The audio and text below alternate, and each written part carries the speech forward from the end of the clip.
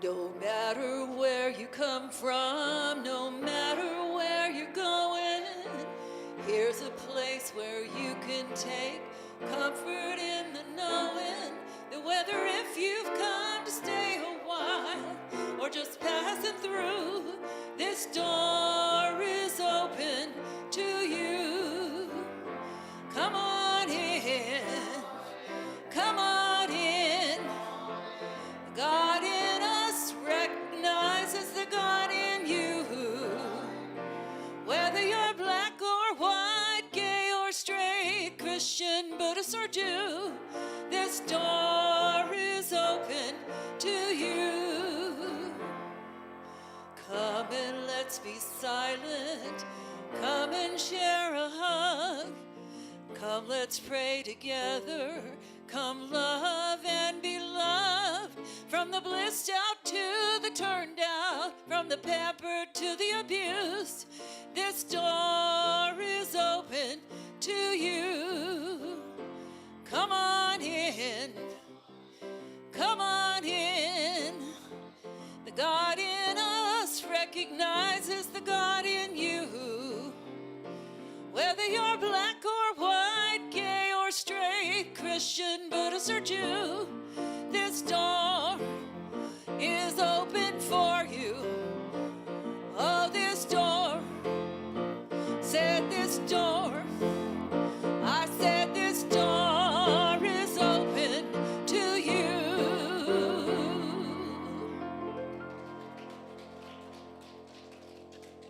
Good morning, everyone. Oh, I am so glad to be with you this morning on this beautiful sunny day. I know that if this is your first time joining us in the room, welcome. We see you. We so appreciate you being here. If this is your first time to join us online, I hope you will drop it into the chat where you're watching from, who invited you to be a part of our community today. And if you have any questions, drop them in that chat as well. And I also know that we are starting a new month. It's August. Wow, look at where 2026 has come so far. I know for many of us, it felt like yesterday was the first day of the year. And for some of us, it feels like, what do you mean? Only 7 months have gone by. 2026 feels like the longest year in ever. Whatever you're feeling about 2026, know that it's a brand new day. It's a new August 2nd. We're going to celebrate some new birthdays today for people that have birthdays in the month of August. We are going to start afresh because there is only now. And since there is only now, I invite you, don't miss it. So I can't wait for you to hear what else is going on at CSL Visalia. So here are the announcements. I'll see you all in a little bit. Good morning, everybody. Everybody's bright and cheery today. It's so nice. We have a nice cool air in here. I'm so thankful. And it is birthday Sunday. So do we have any August birthdays? John? And what? Anybody else? That's the only August? Your son-in-law? Okay. Well, I say happy birthday to him too. Your grandson, all right. Both my sisters are in August, so okay, we'll celebrate everybody today. Your daughter, okay. Okay, we got lots of August birthdays. So let's sing. What? You extend the love to everybody. That's what we do here, right? We extend the love out. So let's sing happy birthday.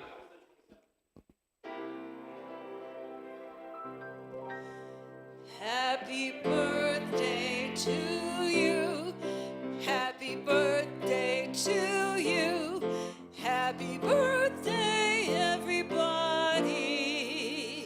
Happy birthday to you. Very good. So to Chris and Maria, do we have anybody August birthdays? Oh, so Chris has a birthday too. So I'm glad you walked in on the happy birthday. And you too? Lots of August birthdays. All right, so happy birthday, everybody. We have a lovely cake in the back, so we can all enjoy afterwards. Florence brought it, and it's, she said it's like not a pina colada, it's a pineapple and coconut or something.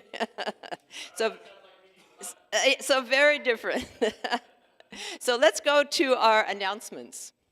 So we've got 1 month left for our baby contest. And by next week, I'm going to know exactly what everybody has. But I'm hoping each baby, we have 4 babies, you see them up there, or we have one, a twosome on one. It's going to do 1 more fundraising activities. I know Chris has a very clever idea. I hope she's going to follow through with it. And so all of you with babies, think of something that we can donate money to. Plus, we've had a couple people donate money just because they're wonderful people, and so that's brought up our numbers. So we'll do this through August. September, we'll decide we'll find out which baby earned the most money, and that baby will become our mascot for the year. So stay tuned.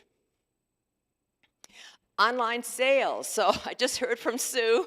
So today it was fascinating in our Let's Talk Science of Mind. We're talking, Reverend Jack said, when you go home, this is your assignment, go home, look at all the pictures on your wall, and make sure you love them.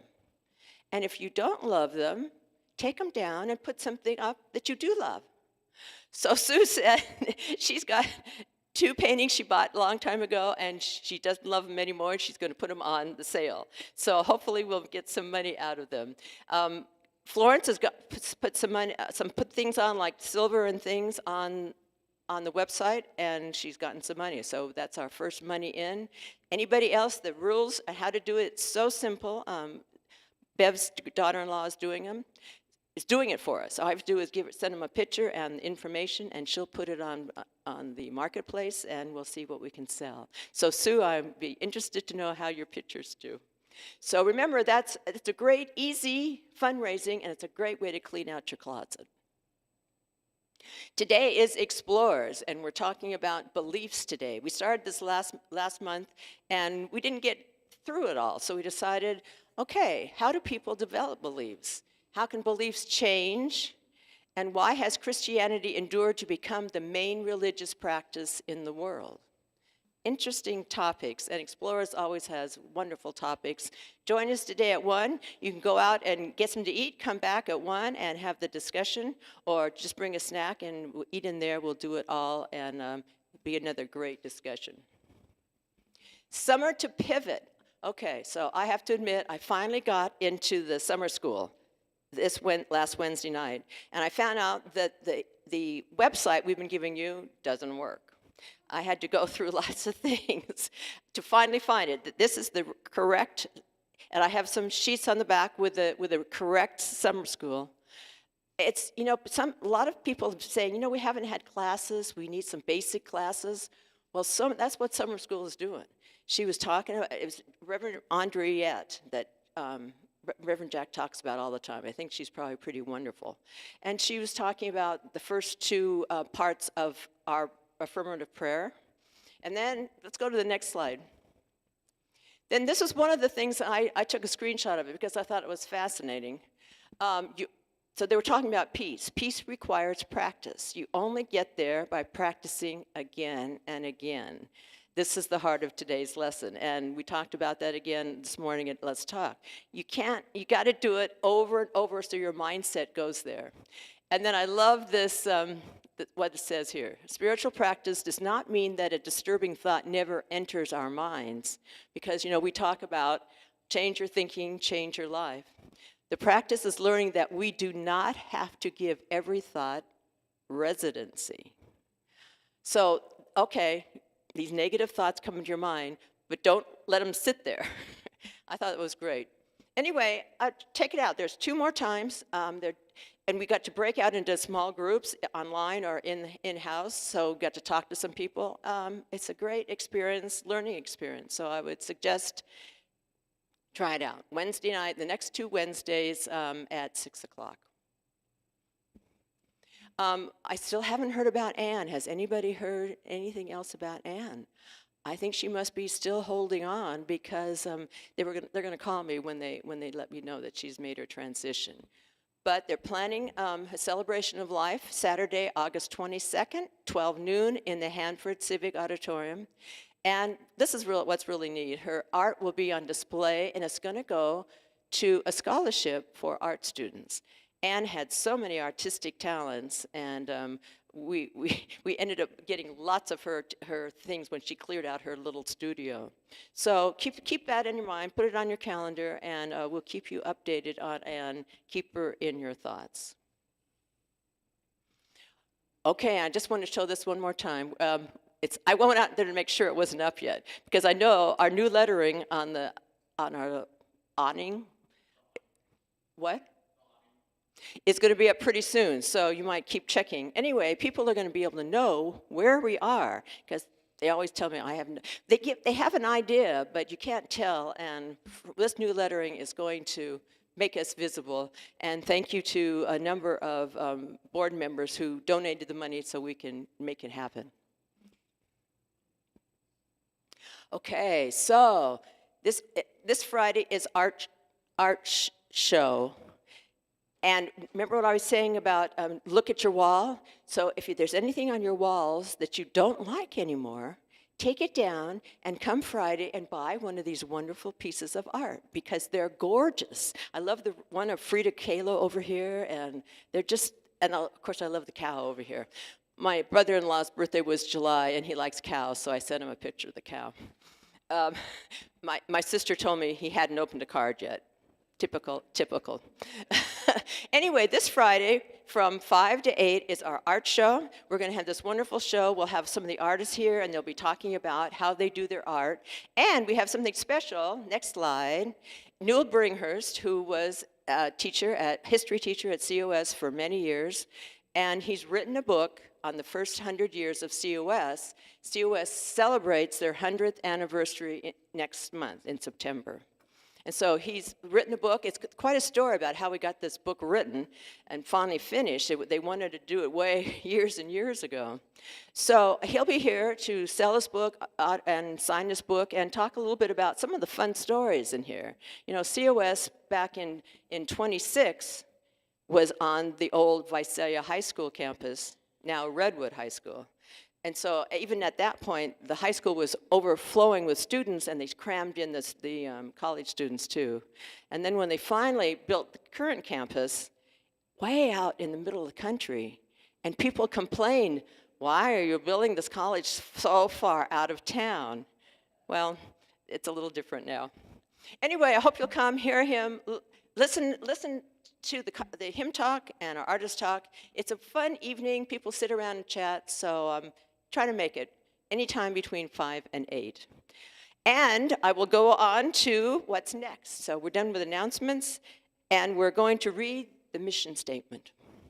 So each week, we read this mission statement. I hope it's sinking in. Let's read it together. Center for Spiritual Living Visalia is the place everyone comes together, connecting in love and learning how to create abundant, joyful, and peaceful lives. And now we have a wonderful song by our wonderful band.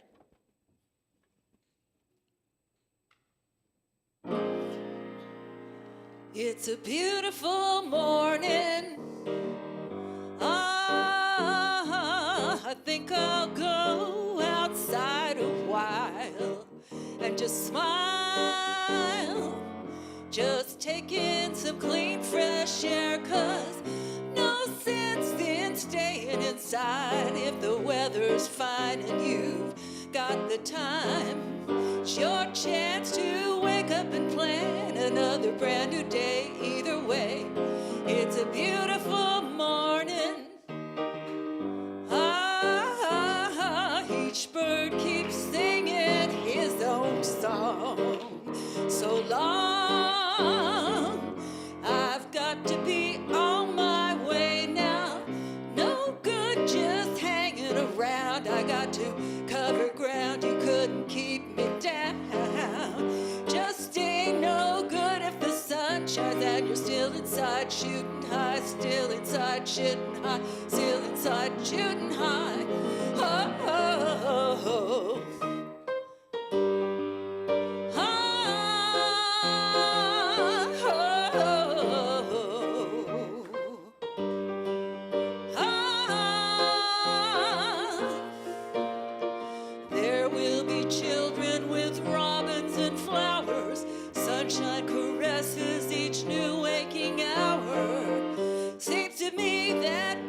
keep seeing more and more today. Gotta say, lead the way. It's okay, gotta say, it's okay all the way. Gotta say, lead the way. Oh, oh, oh, oh. Oh,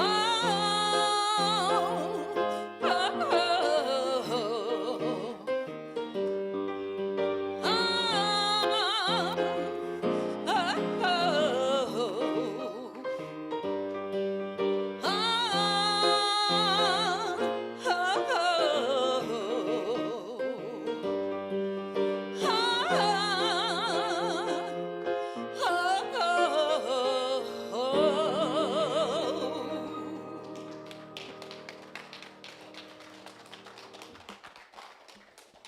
Thank you, Donna and Kevin. Got us going. Beautiful morning. So now it's our time to talk about what we believe. And we have the 12, 13 of them. They're not quite sure how many. And each time, Gwen picks the one that seems to fit the theme of our talk today. So this is the one, and you notice that I decided, okay, sometimes these things don't make a lot of sense to me. So I put the explanation of incarnation on the bottom, because, incarnation in Christianity means incarnation of Jesus is God. With us, it's the Spirit of God in all creation. Very different. We all have it. So let's read what we believe. We believe in the incarnation of the Spirit in everyone, and that we are all the incarnation of the one Spirit.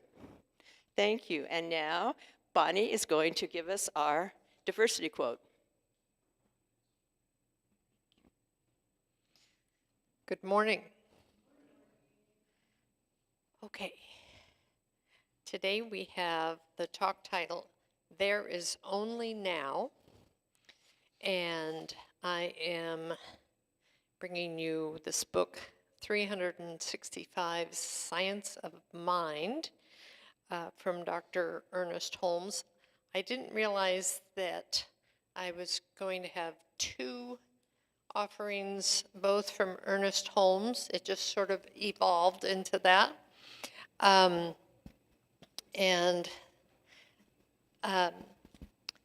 Now, the talk title talks about now, and this offering is from today, August 2nd. So it says, I live fully today. If you want to change that to I live fully now, be my guest. I'm going to take it from the middle because it is a little verbose. No matter what the negations of yesterday may have been, your affirmations of today may rise triumphant over them. Cease weeping over the mistakes of yesterday and steadfastly beholding the face of the great and divine reality, walk in that light wherein there is no darkness.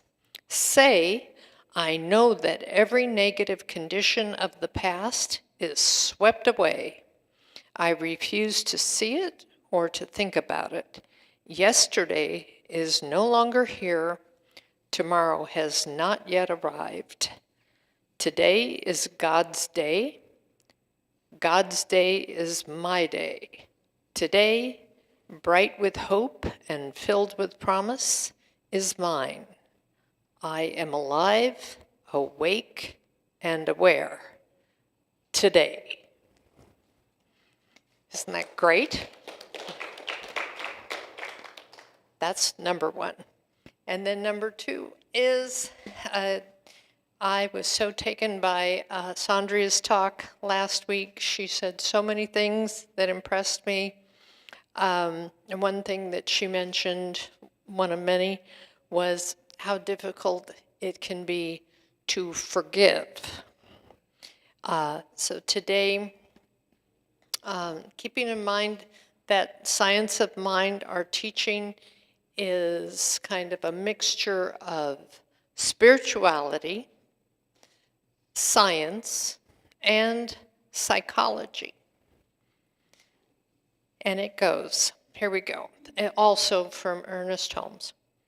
I have never yet known a person who completely came to forgive himself and to establish a right relationship with God who did not at the same time forgive everybody else.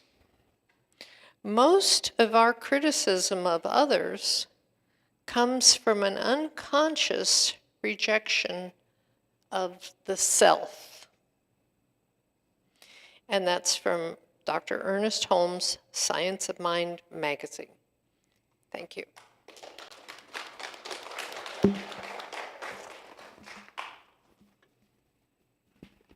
There's the quote.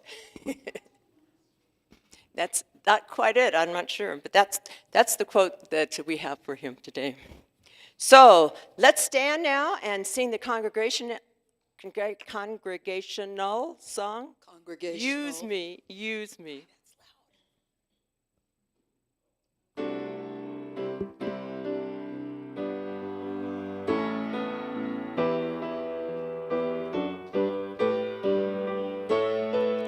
Use me, oh God, I stand for you, and here I'll abide as you show me all that I must do.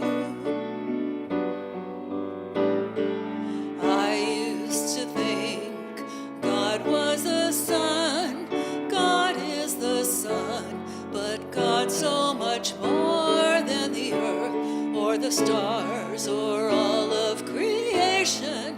God is creation, all in all, needing us to shine its light as me, as you.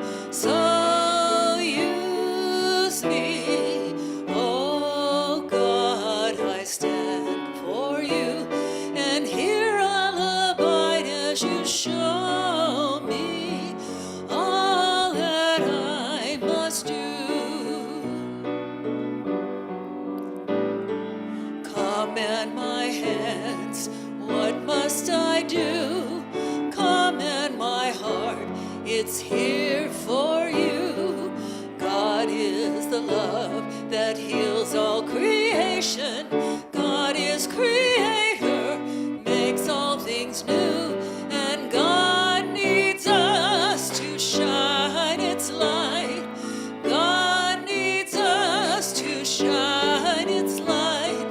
God needs us to shine its light as me, as you. So use me, oh God, I stand for you, and here I'll abide as you show me all that I must do. Show me all that I must do. Show me all that I must do.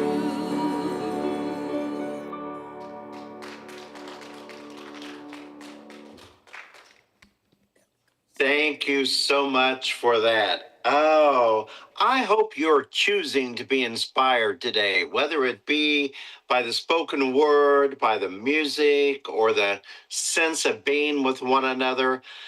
Say yes to taking some nugget away from our experience of being together today. My talk today is There Is Only Now. And that is born out of Eckhart Tolle's reading about his wonderful book about the now. But I'm going to paraphrase to say what I want you to remember is there is only now.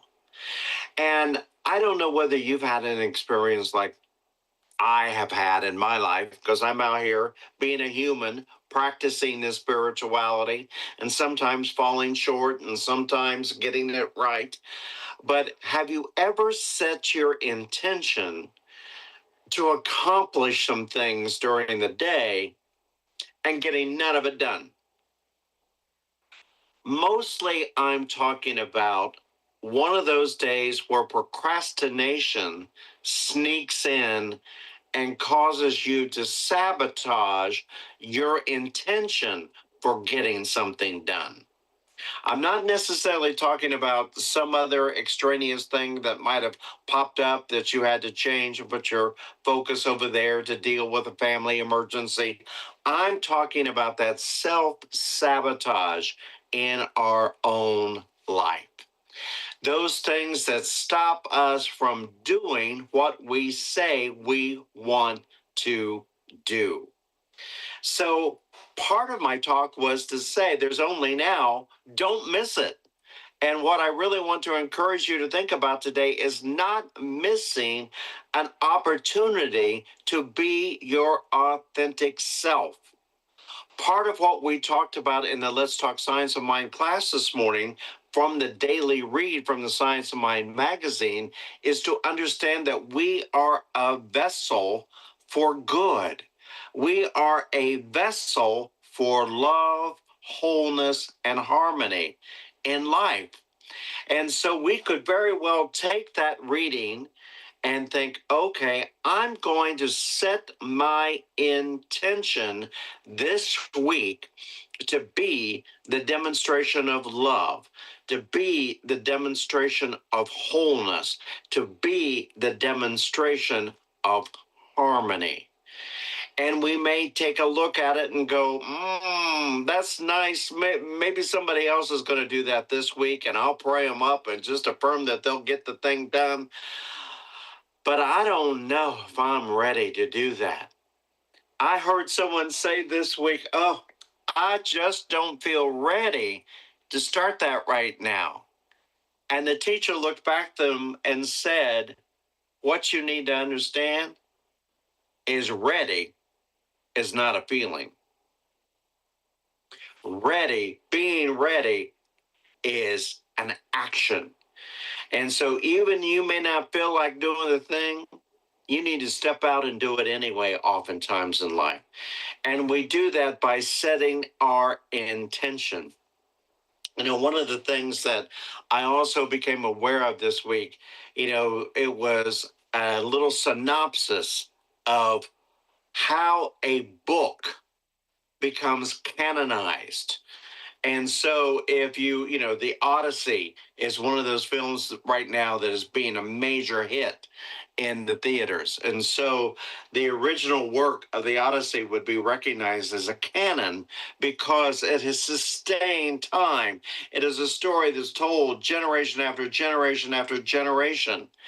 And so they were talking about what were some of the works that we first became aware of in the 70s and the 1980s, the Stephen Coveys, the Leo Buscaglias, the Louise Hay, the Course in Miracles work, Joseph Campbell's work, Wayne Dyer's work.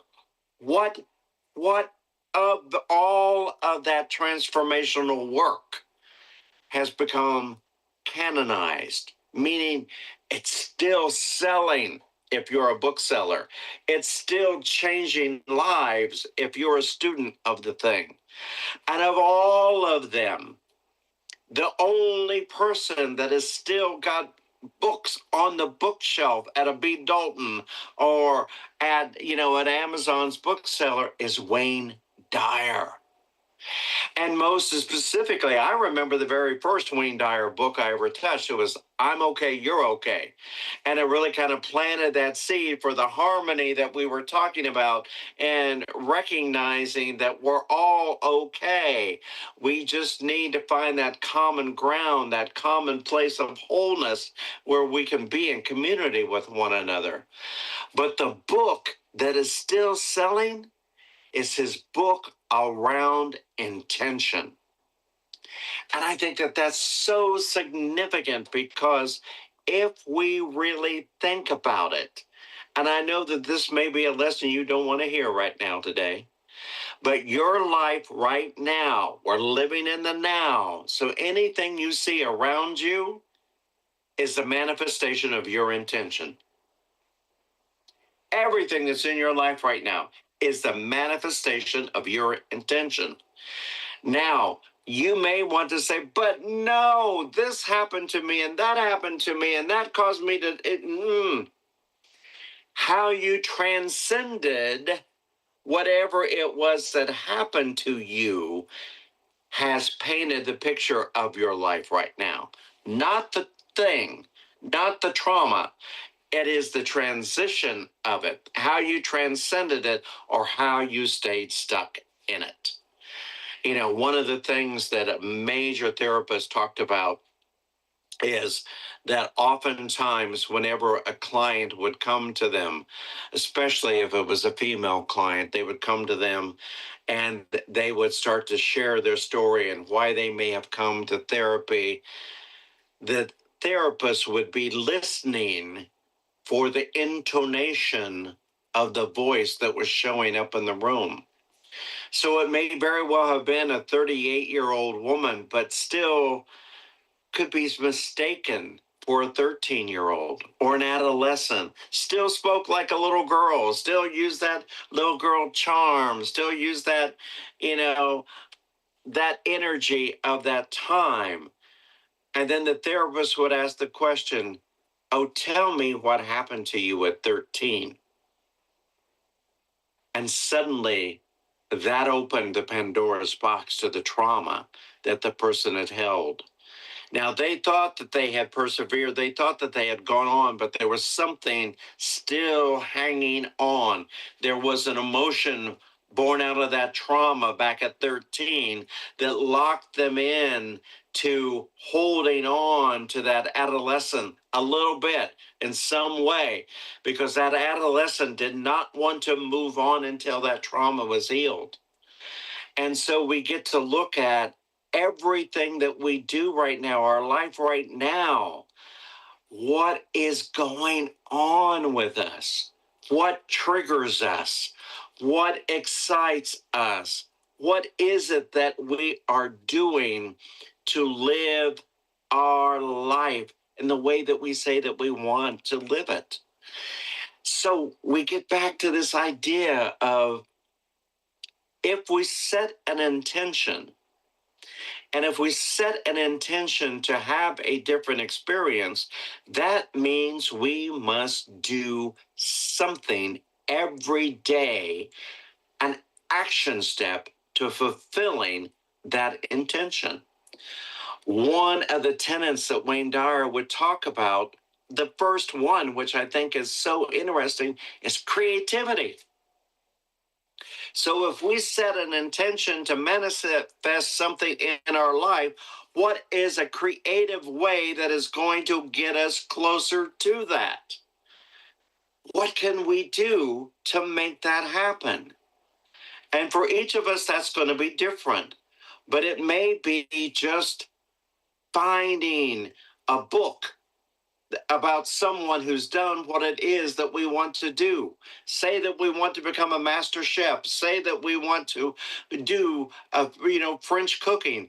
Look at Julia Child. She knew nothing about French cooking, but set an intention that she was going to become the expert at it. So she did something every day to study it. She immersed herself. She traveled. She went there. She got into it. She set her intention to do the thing that is that she wanted to do. She used the creativity of it to find her own way of expressing it, her own unique. She brought her own authenticity to the creativity of it. The other tenet that he talks about is the love of it.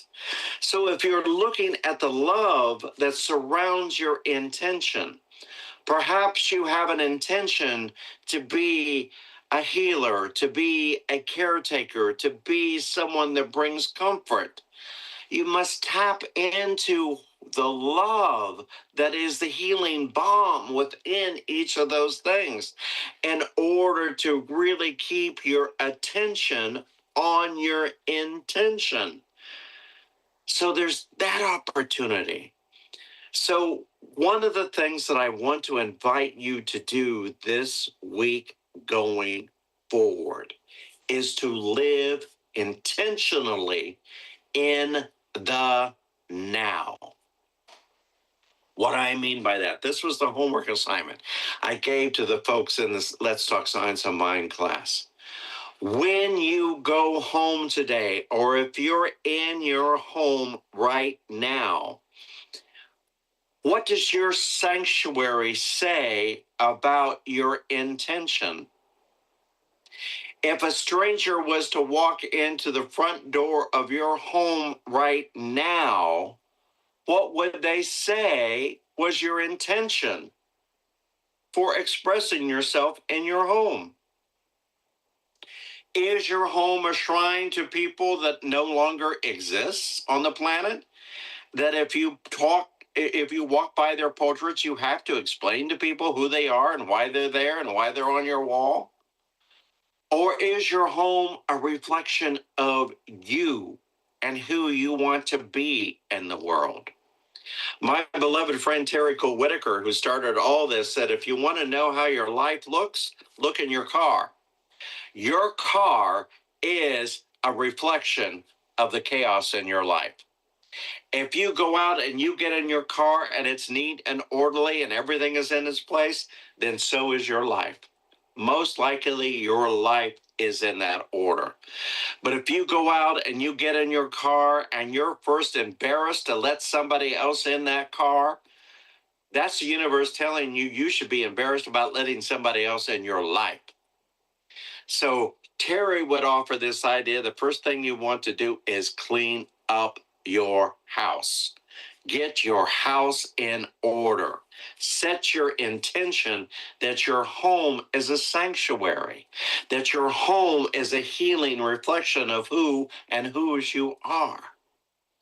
Then other people will say, I'm wanting to manifest a perfect relationship. I want somebody to share my life. Terry would often ask the question, okay, have you emptied out half of the chest of drawers in your closet? And they go, what do you mean? Well, if you're going to make room for somebody to come into your life, you've got to literally make room for somebody to come into your life. You set your intention by clearing out half of the closet to get ready to receive their clothes. You set your intention by clearing out half of the dresser so they have room to put something. And then she would ask the question, she goes, tell me right now, if I were to walk into your house right now, what does the other side of your bed look like? And the person would say, well, there's the 3 books that I'm reading, and then I have my Bible kind of at the end, and, I have a notepad. And she goes, then why are you questioning the fact that you don't have someone in your life? You don't have someone in your life because you've not made the space for them to be in your life. You've not set the intention for it. You've not done that active step to go and get ready for it. You're messaging the universe, this is what I'm doing. I am setting my intention. Now, for many of us, at a certain time in our life, at a certain age in our life, it becomes a little bit less about what we want intentionally for our life and opening ourselves up at the top for what spirit might want for us to be doing in our life. And that's the other reason why I hope you go to the Science of Mind magazine today and read the lesson for the day, and especially read the affirmation, because the first sentence in the affirmation says, I am a vessel. I am the vessel for love, harmony, and wholeness. And so we need to tap into something greater in ourselves to be the messenger, to be the conduit for that to happen. We sing every week, let there be peace on earth, but that peace is only going to come through us if it is going to manifest. So we need to clear the way. We need to get rid of anything in our life that seems like the opposite of peace. And that could be a very practical thing. That could be a broken piece of equipment. I know that you can relate to this. Sometimes our life can shift dramatically by replacing the old printer, by that printer that always gave us a hard time, that was bringing us anything other than peace. And we would have to hold it together with duct tape and, hold the lid up to do that because the lid no longer functioned. But when we finally took the step and replaced the thing and got the new thing, suddenly we experienced peace. Suddenly we didn't have to exhaust the energy around each little thing that we wanted to do in our creative process because we were taking care of a broken piece of equipment. What is the broken pieces in your life that need to be recycled, that need to be released? What are the relationships in your life that you're holding on to just because you think you should? Why? Look at those relationships and trust spirit that if you release that relationship, then that person is free to move on to where they are going to be loved and appreciated, rather than being ignored when they call you and you see their name in your caller ID, or when you go, oh, what story can I make up so that I'm only on the phone with them for 5 minutes? If you're doing that, release them so they can go and be loved somewhere where someone has the time to be the one to be with them. You've not fallen short. The only place you've fallen short is you've held on to them so they cannot get to their good that's down the road or around the next curve. So that is the opportunity for you to release that and to let it go. I love the work that Mel Robbins is doing right now when she talks about this whole attitude when stuff happens, just to let them. Let them do what they are going to do. Don't get any of it on you. Let them. You are called perhaps to be just a witness to their life so that you can come back in at a later time and say, okay, I'm still here. I'm still standing. Let's do this thing. So this week, I invite you to focus on those three words: love, wholeness, and harmony. And I invite you to think about, what do each of those three words mean for you? Now, maybe for you, love is the easiest one and you've mastered love. You love your neighbor. You always have. You love nature. You got love down. But then there's this opportunity for harmony. What does harmony mean in my life? How can I be a vessel for harmony? Maybe being a vessel for harmony in your life is to not say anything. Maybe your opportunity to express harmony is to just pray, to just be silent. Maybe it's something else. Maybe Spirit is leading you to go and speak up, or make that phone call, or ask for forgiveness, or to extend forgiveness. Let Spirit guide you to how you can be the demonstration of harmony in your life, and then be obedient to that. It's not an opportunity to negotiate with God to say, no, I'll do that in a couple of months if I'm feeling better. There is only now. Don't miss it. So if the intuition is coming to you now to make the call now. If the intuition is coming to you now to go see someone, go see someone. Trust that intuition. Trust that spirit is working through you. Then we have this opportunity to really dwell on wholeness. What does wholeness mean to you? How do you feel whole and complete? For many people, feeling whole and complete is to put their head on the pillow at night and go, oh, it's been a good day. I can exhale. I can exhale. Maybe it's a day after a family reunion and everything went well, and you're just basking in the joy of the day that, oh, I got to experience my grandchildren and my great grandchildren or my cousins or my friends. It's like, oh, what a beautiful day. I feel whole and complete. I've received the love that was sent my way. You see, that's the antidote for wholeness, is your willingness to receive the love that is being sent your way.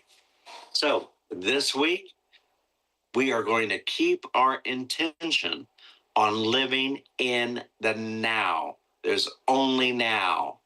If we see something in our life that is pulling us back into the past, time to let it go. If we see something that is future oriented, we ask ourselves, what is mine to do today to make that happen? And then we put our attention there. But we will keep our attention on our intention to be the demonstration of love, wholeness, and harmony. And so it is. Thank you, everyone. Have a blessed day, and I'll see you in a little bit. Let's have another song.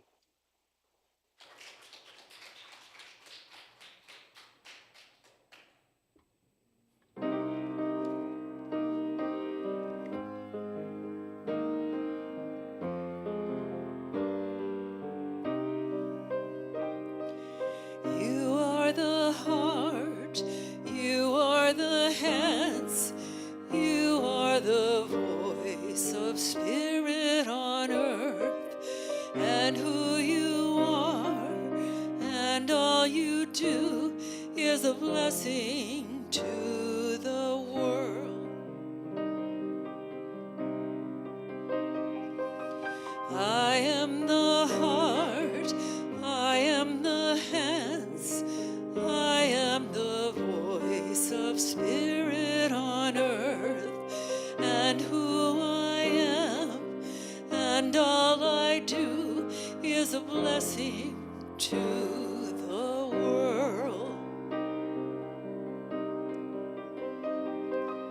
We are the heart, we are the hands, we are the voice of spirit on earth, and who we are, and all we do is a blessing to the world.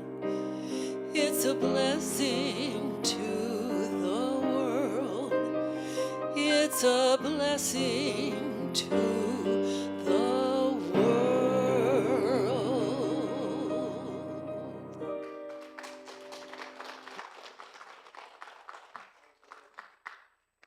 Beautiful song. Oops. Beautiful song.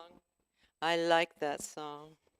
So now's our time for offering. Can we get our ushers to come forward, please? And for those of you at home, here's how you can give from home. You can go to our website, click on donate, or mail a check. Either way, we appreciate all you do to keep our wonderful center going. And now, let's read, our prosperity prayer. Today, I expect every good thing to come to me, for I know that the divine abundance is forever manifesting itself in my affairs. I am keeping my whole mind and thought and expectation open to new experiences, to happier events, to a more complete self-expression. Everything that belongs to spirit, I accept. Everything that partakes of the nature of divine reality, I claim as my own. I identify with success and I prosper in everything I do. As I give thanks for the good now flowing into my life, I gladly share that good with others. The more I give, the more I receive. I experience a deeper consciousness of peace and security, for I know that I am in the embrace of a warm, loving presence. My cup runneth over. I exist in limitless possibility.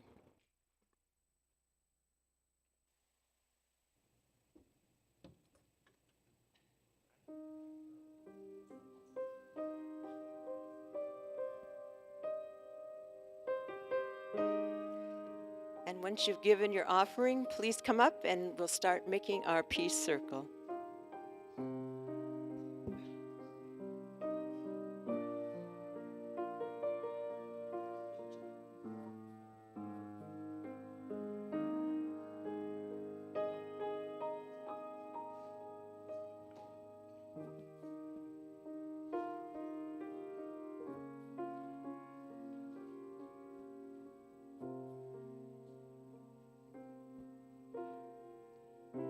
And let's bless these gifts.